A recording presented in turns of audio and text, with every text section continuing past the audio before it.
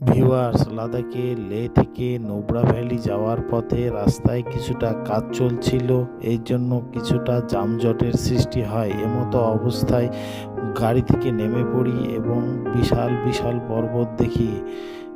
পর্বতের চূড়ায় কিছুটা বরফ ছিল, দেখতে অনেক সুন্দর লাগছিল। আসলে প্রকৃতি যে এত সুন্দর হতে পারে, না দেখলে বোঝা যায় না।